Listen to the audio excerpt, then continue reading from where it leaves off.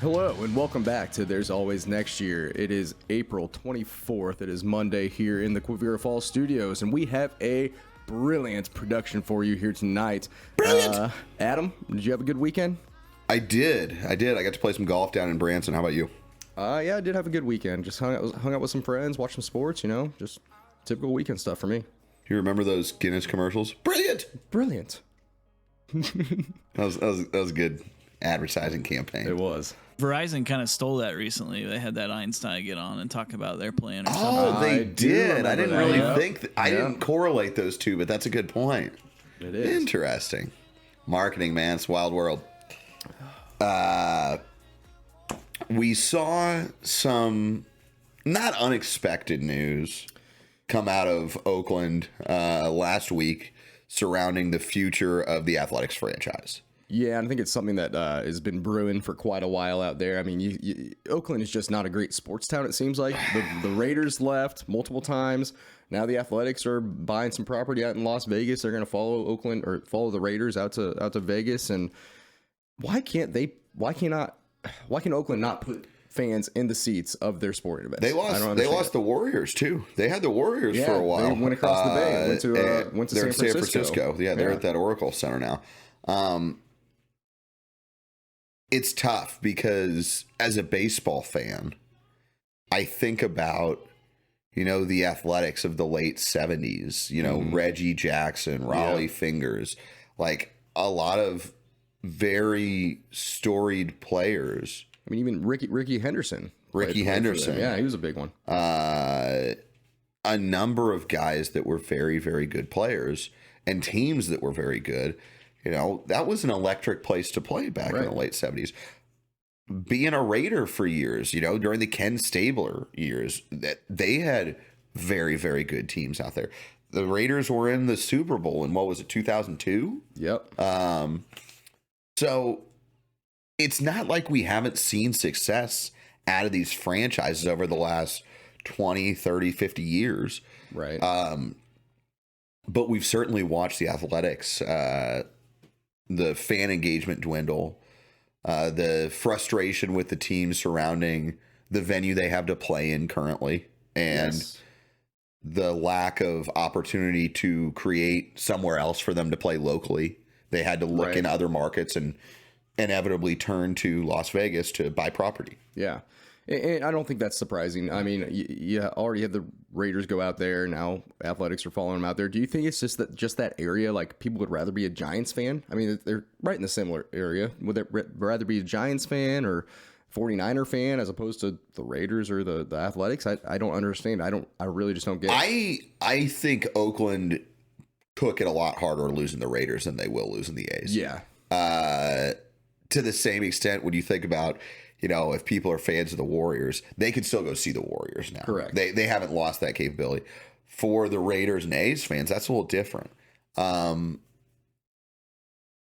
It's hard to say, but I feel for the community. Yeah.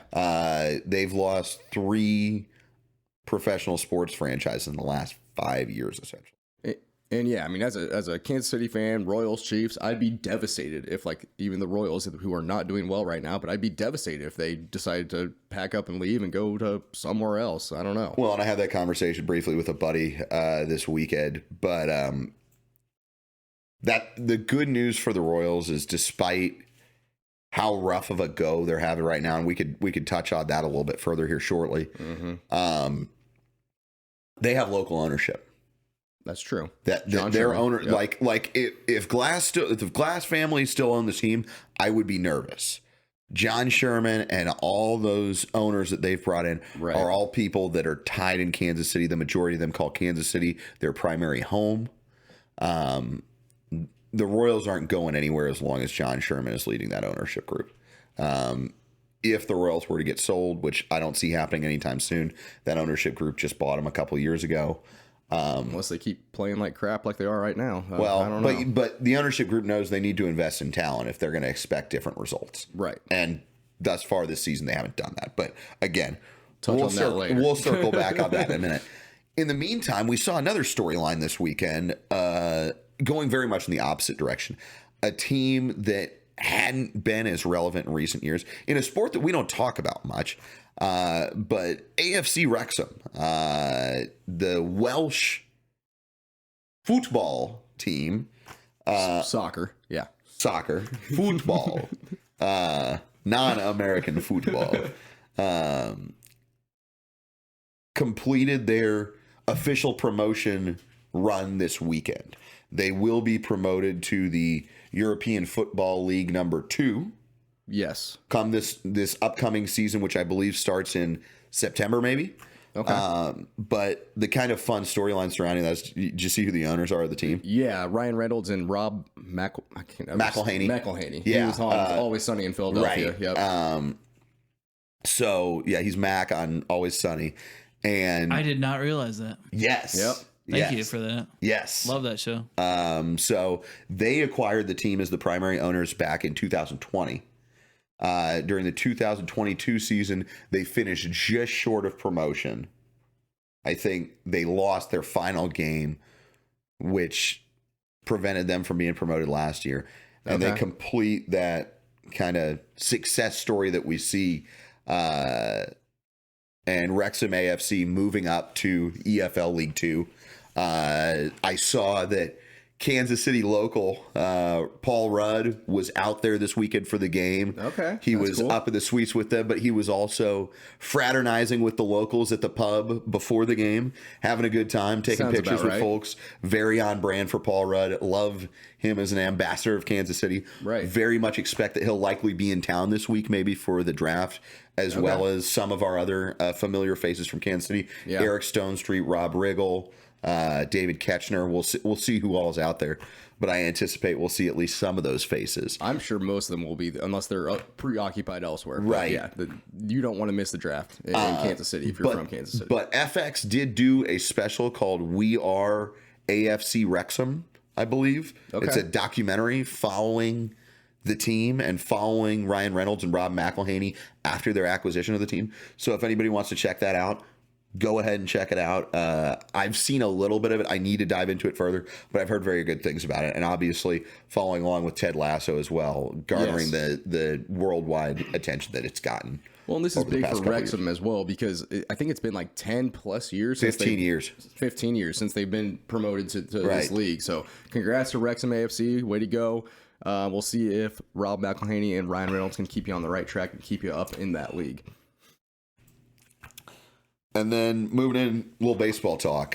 We saw consistent Cy Young contender get dealt a suspension last week, and a little bit of a strange interaction with the umpire during the between innings check as he's walking off the mound. Right. Well, there's like 3 different things. So first of all, Max Scherzer goes out there, he pitches, he gets checked after walking off the mound, and the umpire's like, hey, your hand's a little too sticky, you need to go wash it off. So he goes down, there's an MLB official there, he washes it off with some alcohol, he goes back out there for the next inning. He gets checked again. This time the umpire notices some sticky substance on his glove, says, hey, you need to go switch gloves. You need to bring a different glove out next inning.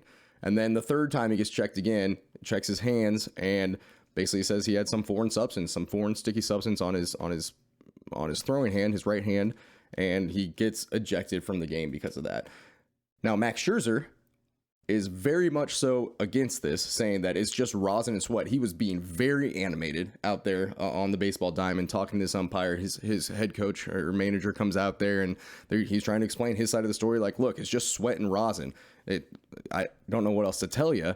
But basically, the rule is if you get caught with some foreign substance, you get a 10-game suspension. Now, he could have appealed that. I read today he's not going to follow through with an appeal. He's just going to take that 10-game suspension, which makes me kind of think, maybe he did have some actual foreign substance on him. Well, it's very odd that they had instances 3 consecutive innings. I think it's odd that if 2 back-to-back innings, they had concerns about substances, one on his hand and then the other on his glove. Like, you're letting him get another glove and go out for the 3rd inning? Like, how many times do you have suspicions before you're like, yo, something's out of whack here? Yeah, and I don't know. And I mean, I watched this video. Trevor Bauer did a video of like how he can basically with sweat and rosin make a ball stick to his hand.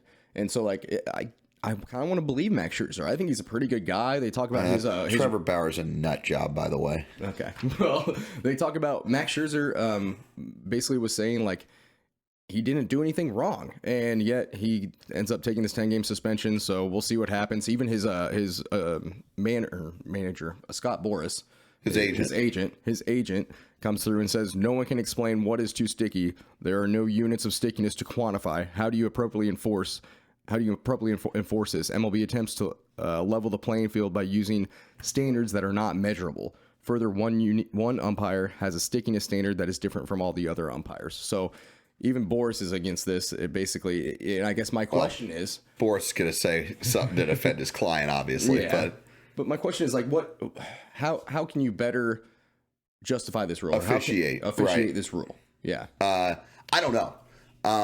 To me, there does need to be a better way. Again, if I'm MLB, I'm investigating this game a little bit, just having my internal team take a look at one umpire procedure.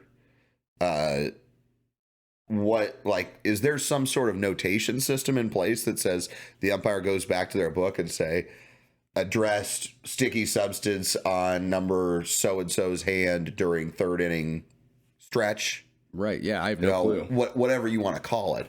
But I would certainly be curious to hear what the MLB was able to ascertain from how this played out, and maybe what the official policy or expectations would be in situations like this. And moving forward in situations like that. Yeah. And I mean, it's just crazy to me that he's not.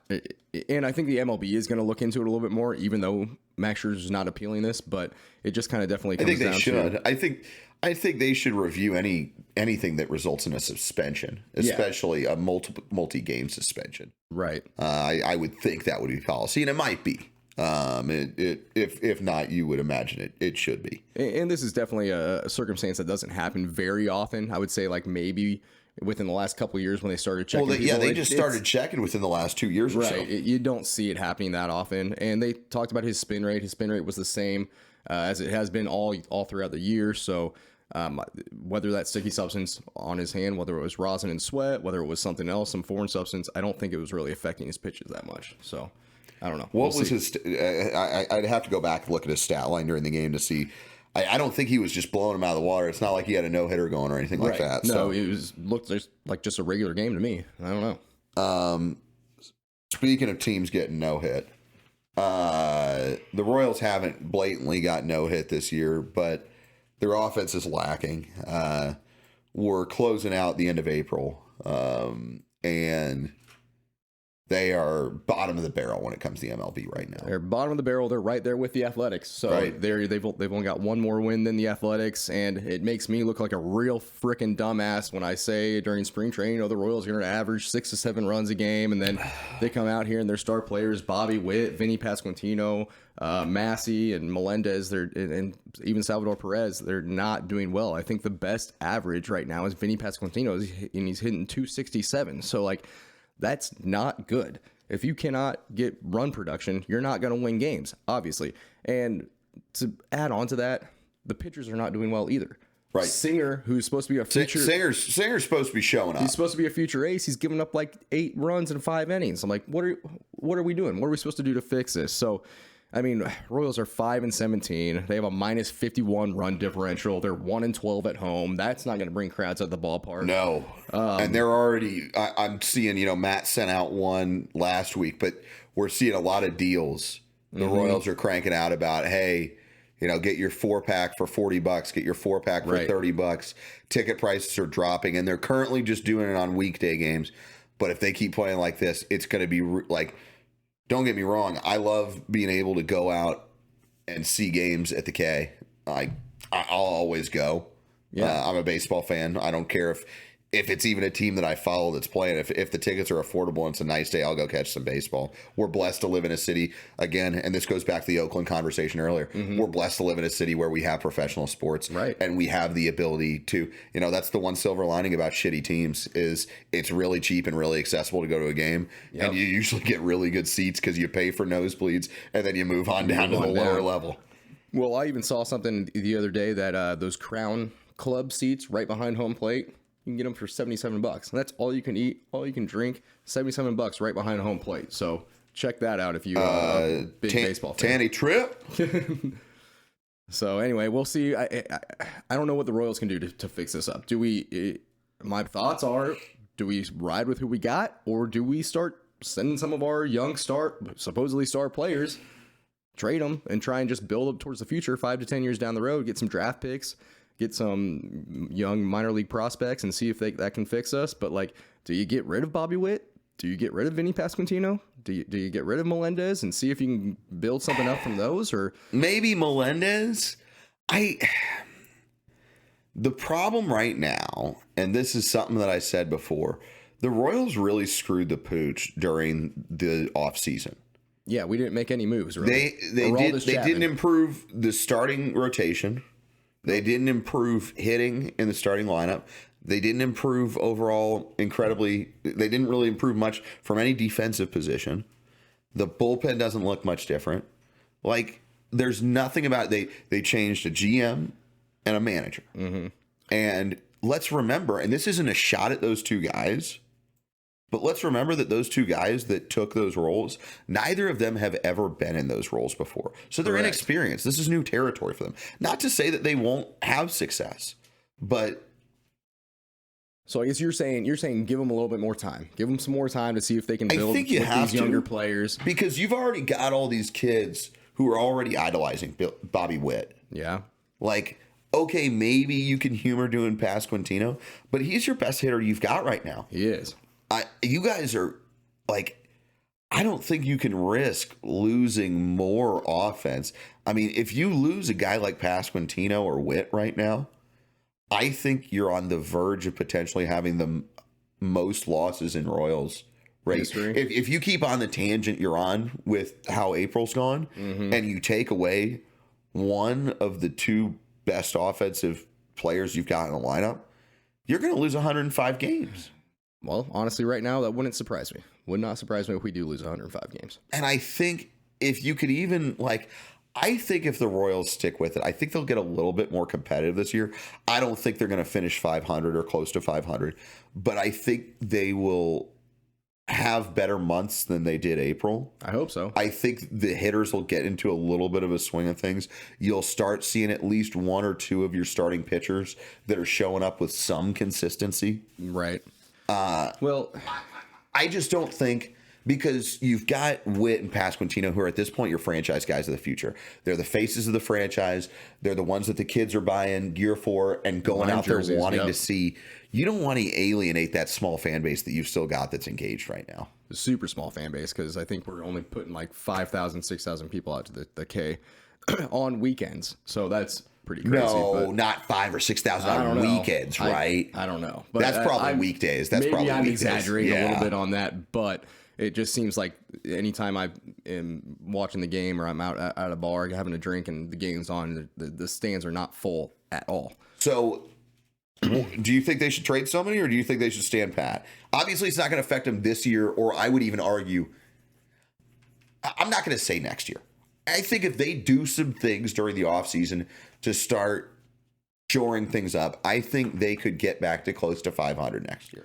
As much as it would hate me to see this happen, like, you trade Bobby Witt, you can probably get like 3 or 4 young prospects or 3 or 4 draft picks for him that could help you 5 to 10 years down the road. If we're not planning on trying to win in the next couple of years, and Bobby Witt's just taking up a spot, and then let's say we keep him and we try and sign him to like a 10-year real big amount of money deal. And those deals rarely pan out. And those deals rarely pan out, and we're still not winning. Like, what's the point? What's the point of keeping him around when he could go do some exceptional things elsewhere? Maybe it'd be better for him to go win some ball games with a different club, and we can reap some benefits of some younger future prospects down the road if we're not planning on trying to win in the next couple of years. The whole plan for this year, from what I've read and what I've heard for the Royals, was this was going to be a stepping stone year, and then next year we were going to be able to compete. Well, this year is not becoming a stepping stone year. Like you just said, we're not going to be 500 probably by the end of the year, and we'll see what happens, I guess. But like, it comes down to those hard decisions. And Bobby Witt, I love Bobby Witt. I have his jersey. I want him to be a Royal forever. But if we're not planning on winning anytime soon, what's the point in keeping him? Okay. You know what? And that's fair. And that's taken from somebody whose passion goes to the Royals. And that's not an easy thing to say about somebody you cheer for. But I get it. It's a business decision. You've got to do what's best. You know, short term doesn't really matter because the Royals, to your point, are not going to contend in the next year or two. So if not having Bobby Witt 3 years from now when they have the chance to compete because they went and got some other guys, it'll be interesting to see. The Royals have a history of developing a very strong farm system, obviously one that Bobby Witt came from. And Pasquantino and Massey. Pasquantino and Massey. Yeah, all of them. Melendez. Yeah, historically extremely strong. It's homegrown talent for the Royals. Right. I just want to chime in. The lowest attendance game for the whole season has been 10,000. So really, okay. So they are doing better than I would have expected. They're doing better than I thought. Okay. Now, last week I gave the Dick of the Week a week off. The Dick of the Week is back. And it's back, baby. It wasn't too tough for me to come up with a Dick of the Week this week. This guy, I'm not a big NBA guy, but I've heard this guy's name. And I've noticed that the ratio for as much as we talk about NBA, we have a number of NBA Dick of the Weeks. We don't talk about the NBA that much, but when it comes to Dick of the Week, we talk about the NBA a fair amount. A lot of times comes from the NBA. Yeah. And there were two guys that we mulled over as contestants for this week's Dick of the Week.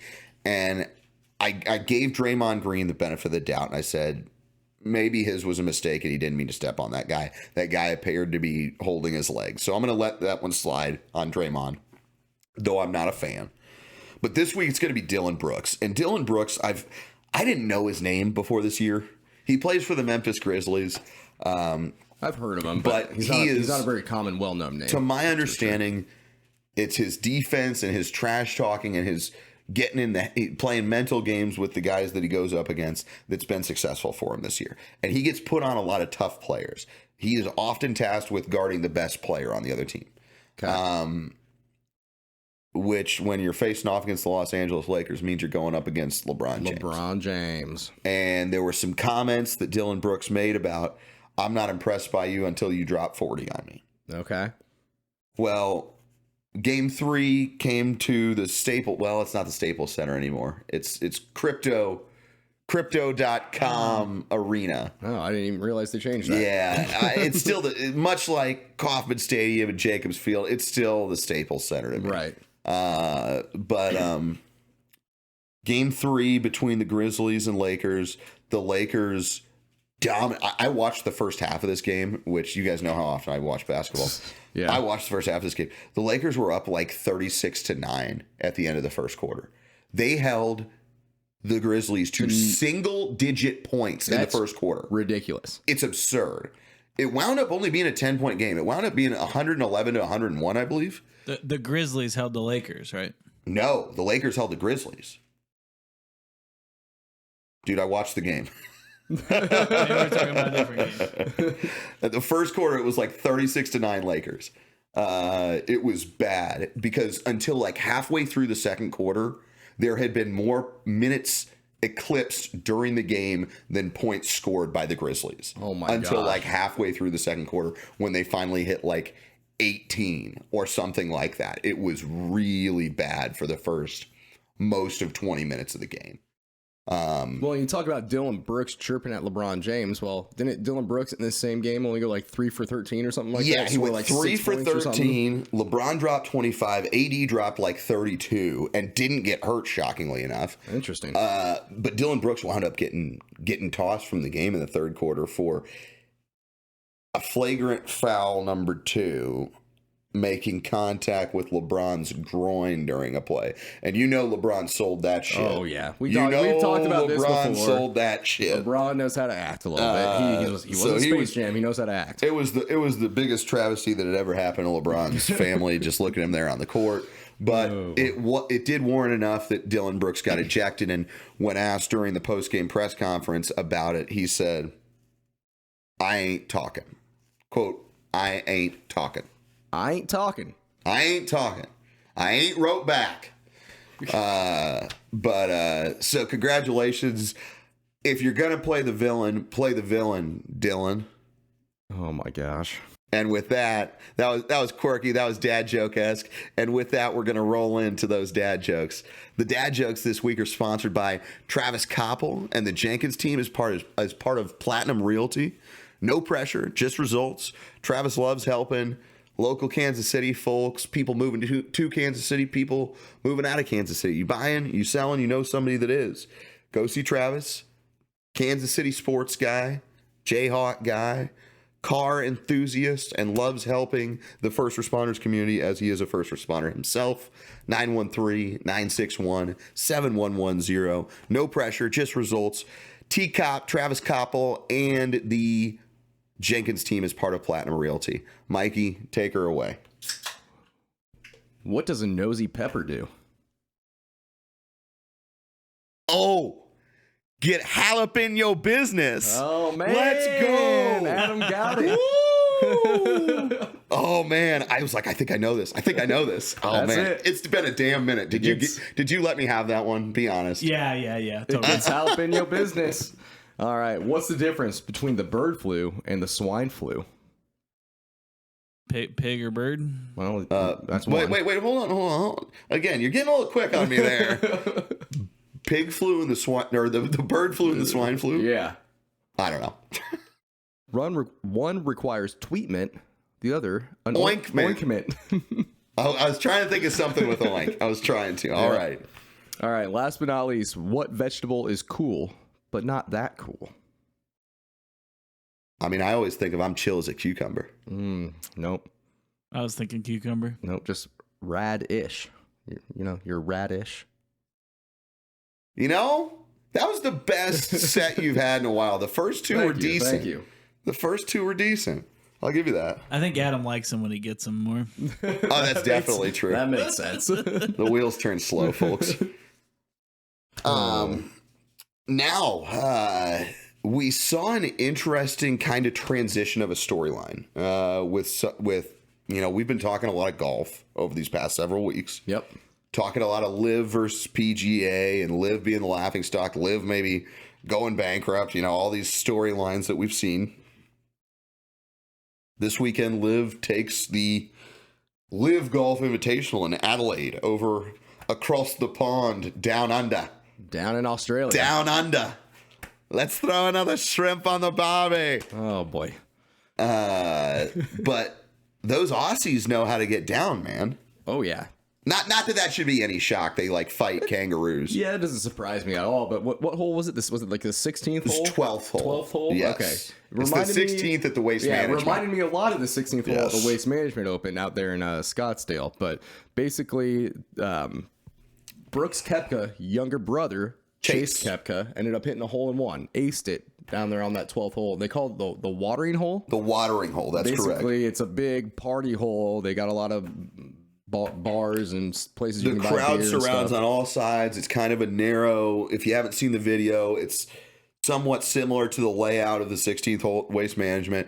It's narrow. It's a par 3. You're putting it over water. Chase Koepka gets a hole in lines one. up. And again, the energy in this place is electric. The crowds, as they're getting ready to tee off, the crowd, it's like a kickoff at a football game. Right. Like, you're building up to when the actual kick or contact occurs. You go, oh! And then you watch it, ball soared through the air. I was watching the country club adjacent guys were out there. And they always do good work. They were set up on that and filmed it. And they zoomed in and you see that ball plant probably 3 or so feet from the hole and just roll back a little bit. And then boom, it's in. Right in the hole. And then they pan off to the left, the country club adjacent guys. They were probably, 30 yards from the tee box or 30 yards down the course, 30, 40 yards from the tee box. And they pan off just to the left in the crowd, and there's Bert Kreischer. And Bert Kreischer's in the crowd going nuts. He takes his shirt off, starts waving it around in the air. So, among other things, Taylor Gooch winds up winning the tournament. The Gooch, and then Bryson DeChambeau putting on a show, just practicing some swings at the driving range. He had a crowd. They were shouting and hollering. I saw videos of him flipping the club upside down, and hitting shots with it for people. Nice. Then that's fun. I don't know if it was his caddy that came out and was hitting too. And then at some point, somebody comes up and they do a shoey full of beer. Jeez. I mean, dude, it was they were having a good time out there. So that might be the new Waste Management Open of Live. I don't know.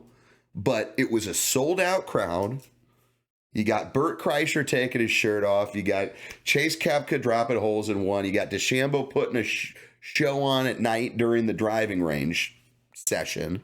I mean, there was a lot to talk about this event, and for the right reasons for a change for Liv. So, well, and that's good for Liv because just a couple weeks ago we were talking about, is Liv going bankrupt? Well, they're selling out this event and they're putting on a good show, so I think they're doing just fine right now. And then we had the Zurich Classic, the dual tournament this weekend in the PGA, and we sure did. Mikey put out. This was his second week of putting out golf picks. First week went a little rough, and Mikey decided to bounce back strong. 2 of the 3 teams were guys that I'd never heard of that you picked, and one of those teams wound up finishing top 4. I think they took top 3rd, so they top finished 3. top 3, and I picked them to be top 5. It was Clark and Hostler. They did really well for me. I was watching them throughout the weekend, and they were playing some really good golf. Now, people that did not impress me, who I had winning the whole entire thing, Morikawa and Homa, didn't even make the cut. Did not even make the cut. So I don't know what's going on with them because Morikawa's been playing some really good golf, and I like Max Homa. I think Homa has been too. Yeah, I think he's a really good golfer as well. So I thought that was a really good pick for the odds that I got from it for them to win the whole thing, but they did not even make the cut. So I'm probably going to be shying away from them here in the next few weeks when I'm sending out my golf picks. Well, hey, if those folks checked in with you and put $10 on each of those bets that you told them to, they came out on top. They would have come out on top. They came out on top. I came out on top. So, keep them coming. Let us know what you're thinking for next week. We'll get those picks posted. We'll do. I'll get them out there. Looking forward to some more contenders. Maybe I'll be throwing a couple as far as hockey. We'll see. Matt and I had a little bit of success last week betting a little bit of hockey. I just tailed you. That's all credit to you, Adam. No, you tailed me at the right time. But yeah, I was feeling a couple teams that were going to bounce back after losses, and we got a couple nice little wins there in the hockey playoffs. I think the Oilers beat the Kings for us and won, and the Stars beat the Wild in the other game for us. So a couple nice little wins, and we're going to be checking in on that as those series get a little bit further down the line. We're getting closer to the second round for NBA and NHL. So there's a lot of exciting things to be betting on. And then as far as excitement going into this week that might not be bet specific, but it sure as hell is Kansas City specific. Sure as hell. And a football, or damn it, and a sport we love. We've got the NFL draft in Kansas City. We've been leading up to it for these last several weeks, and it is officially here. It is draft week. There is a huge stage at Union Station in Kansas City. We've got Motley Crue coming to town. We've got MGK coming to town. We've got Ricky Ross coming to town. Did I see Fall Out Boy was on the list as well? Fall Out Boy is on, I think, Thursday night. Yeah. We got Lainey Wilson coming to town. A lot of musical guests.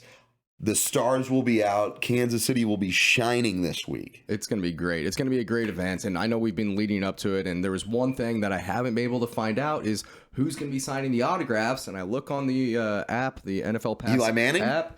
It's not out there yet. It says they should be out there mid-April, but they haven't put it out there yet. So NFL, get that together because I really don't want to know how I'm supposed to get Eli Manning's autograph. I don't know. I'd like to get Peyton's too if we get to see the Manning brothers. I'm in. There you go. But I got some questions for them. I have a feeling they got to be out there. Peyton's places, Eli's places, they got to be out there, right? I think they'll be out there. I don't know if they'll be signing autographs. I'm sure they'll be around this week. Yeah. But one thing I wanted to talk about coming in the draft is we put our picks out, or I put my pick out for who I think the Chiefs are going to take first. You put your what out? I put my pick out. Oh. Put my pick out last week on who I think the Chiefs are gonna pick in the first round, and Browns don't have a first round pick because they gave that up to bring Deshaun Watson overs. But smart move. There's a TBD. There's a big listen. There's a big running back coming out of Texas named Bijan Robinson. Like large, or he's a big dude, and he's a big name too. Is he bigger than Derrick Henry? I don't think he's quite that big. But he's still a big dude. Okay. A lot of people are saying he's going to be a top probably 15 pick. And I'm looking at this and I'm just like, taking a running back in the first round just seems irresponsible to me. It doesn't seem like a right move because, one, they get injured a lot. Two, their career is only like their prime of the career is only like 5 to 6 years long. But when is that prime? When they're young. The first 5 or 6 years. That's true. And when you draft him as a rookie, you get him for those 4 years guaranteed. You do, but I'm looking at, so Chiefs drafted Clyde Edwards-Helaire in the first round, and he turned out to be a bum for us. Najee Harris, great running back. Go walk in a fashion show. Najee Harris was a first-round pick, great running back for the Steelers, but he gets injured a lot. I don't know if I wouldn't call him great. He got injured a lot. I had high expectations for last year, and I didn't feel like he showed up. Yeah. I'm not putting Najee in the great category. I'm putting NFL running backs that have been drafted by the teams that they're with currently. They're in the great category. And most of them, was Derrick Henry drafted in the first round? He may have been. I think he was. I didn't go back that far. I just did the past 5. Nick Chubb was a second-round pick. Yeah. Dalvin Cook might have been a first-round pick, I think. That makes sense. Saquon was definitely a first-round pick. Saquon was a first-round pick. Saquon was a high first-round pick. He's been injured a lot, too. You're right. He produces when he's on the field, but he has been a high injury risk. Travis Etienne didn't play his whole first year because he tore his ACL. Josh Jacobs. Josh Jacobs was going to be my next question. He was number 1 pick, and he has been good for the Raiders. He was a first-round pick. First-round pick, not number 1 pick. But yeah, first-round pick by the Raiders, and he has been good. I don't think he's been injured too often. Was Jonathan Taylor a first-rounder? I'm not sure. I don't think he was. Okay. At least he didn't come up on my list for the past 5 first-rounders. It's a crapshoot. There are world-class talents that come out of the first round, but I'm with you. I don't think I spend... Now, again, the Chiefs are sitting at 32. Right. So if Bijan Robinson is sitting there at 32... If he's sitting there... I think he'd be the best player at that point in time in the draft. I think you'd take him. But do the Chiefs need it that bad? I don't think we do. We got Isaiah you had Pacheco. We got McKinnon hopefully coming back. I don't think that's the biggest Chiefs need that needs to be addressed. Chiefs need wide receiver, offensive tackle, and defensive pass rusher. I would say wide receiver for sure. Wide receiver is somebody you go get in the first round. Yes. Well, and there's been rumors about the Chiefs trading up. I don't think we need to trade up. I don't think you do. I want that Hyatt kid out of Tennessee. Jalen Hyatt. Hendon Hooker was thrown to him. He looks pretty good.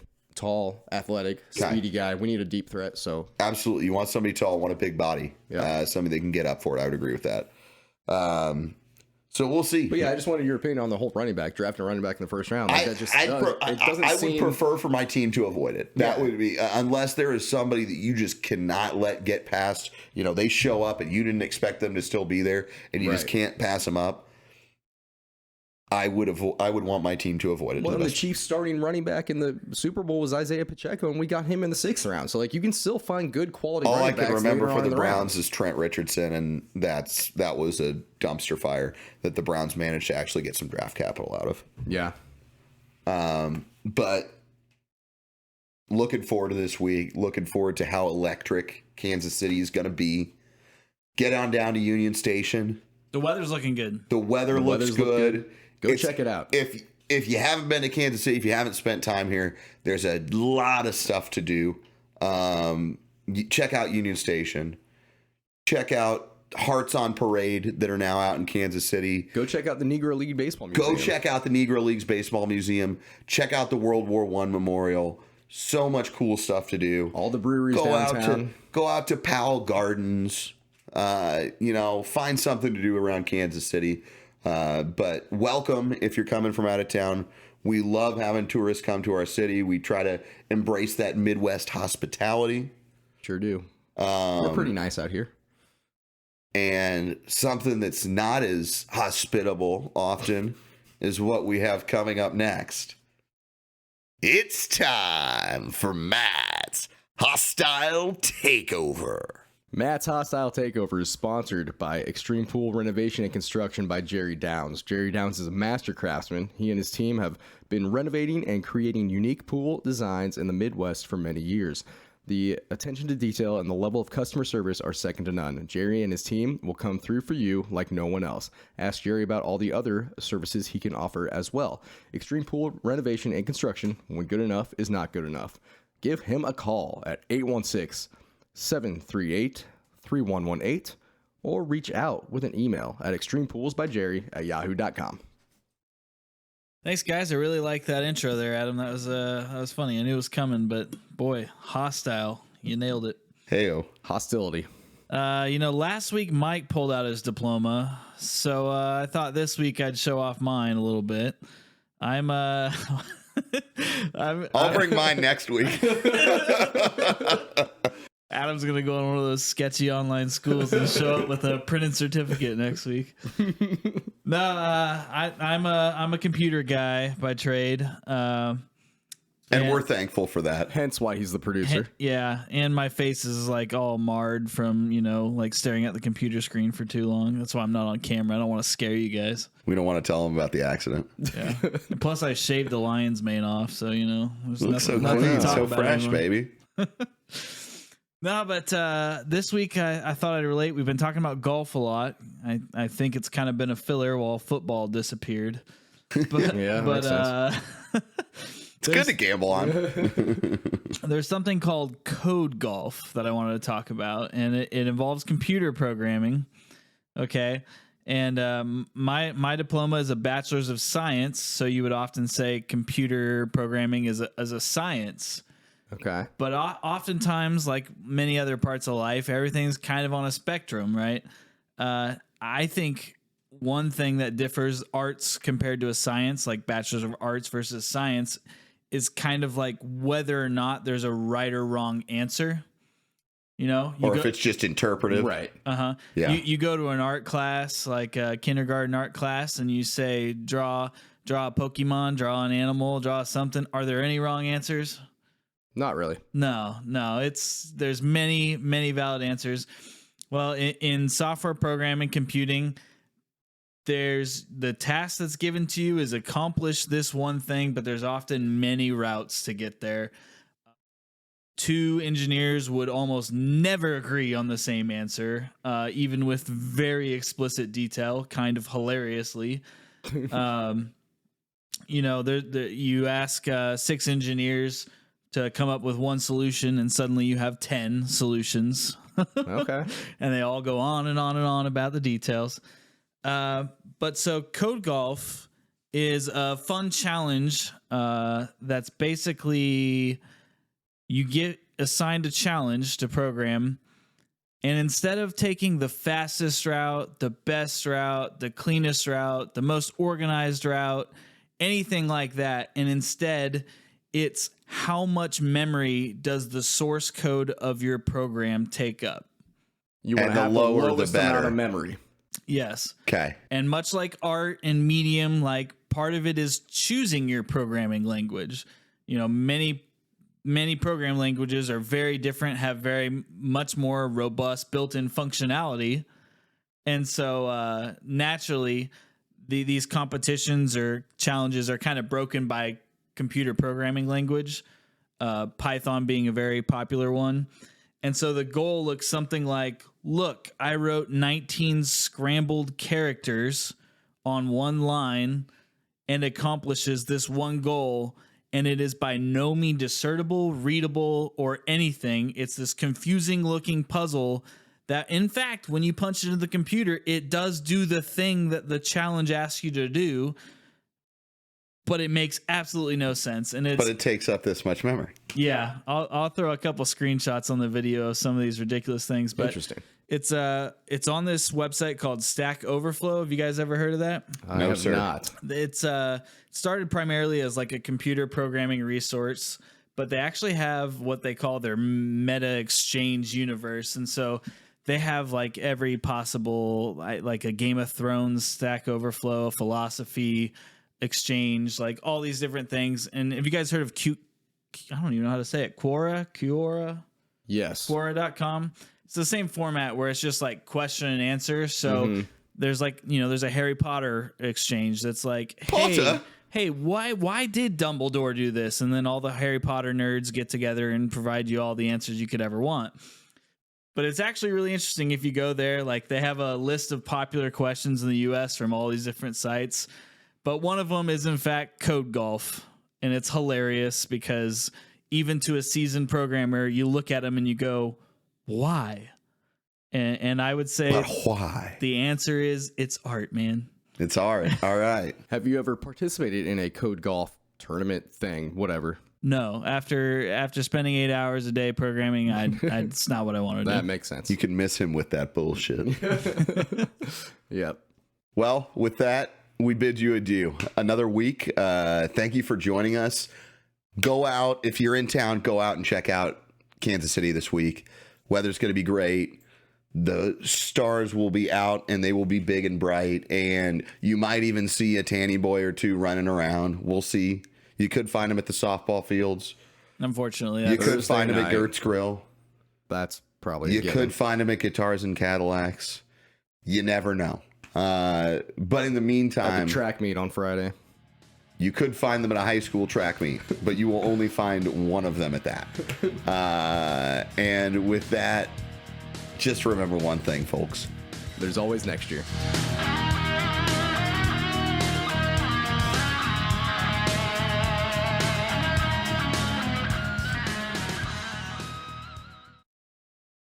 It would be only the second Halloween costume I've ever had that had a reference. What was the first? I dressed up. There was this breathalyzer costume that had a tube right here that said blow here. Unfortunately, there wasn't a hole